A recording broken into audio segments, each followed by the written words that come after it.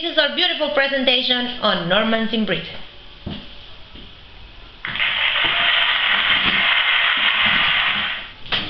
From the very beginning, English was shaped by invasions and war. The first invaders, the Anglo-Saxons, said what we know as the Old English as their common tongue. Later, the arrival of Danish Vikings invaders brought new words and a process of grammatic fixation, simplifying the language. Latin was already brought its alphabet, making English a written language able of literary constructions and Beowulf and the first parts of the Anglo-Saxon Chronicle.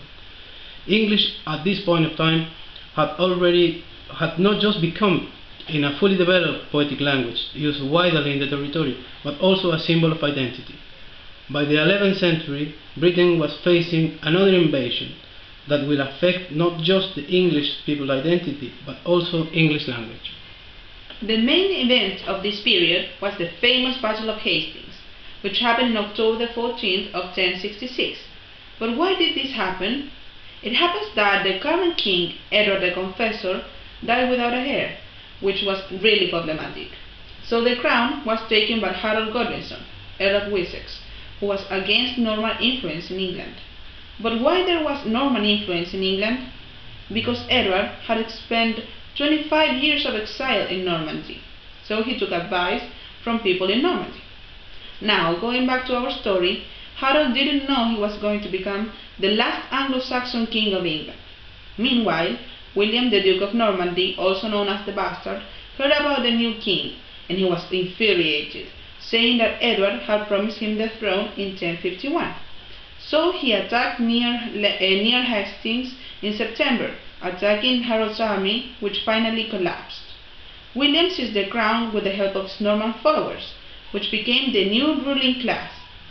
He spent his reign crushing resistance, and he also ordered to make a survey, also known as the Domesday Book, and remain in Normandy, leaving England to regents. Norman became the new language. William took lands and gave them to his followers, and these followers had their own soldiers and they were assigned some lands in the countryside.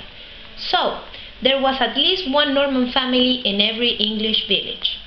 Soon, Normans came to power and joined to work in the government and to control the church. Norman French became the fashion of the governing classes, and it remained official for the next 200 years.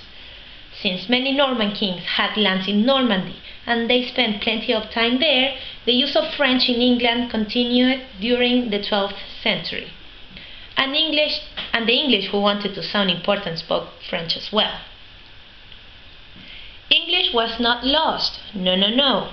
It became widely used by the Normans as they started to marry English women. Therefore, their children would speak English. At the political level, the Norman rulers lost Normandy, and therefore their linguistic roots. The Kingdom of France became an enemy, so the King of England and the whole nobility start to consider themselves as true-born English people.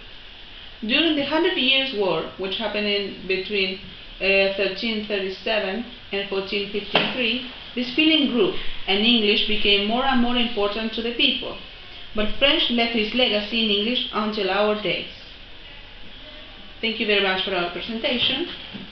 Goodbye.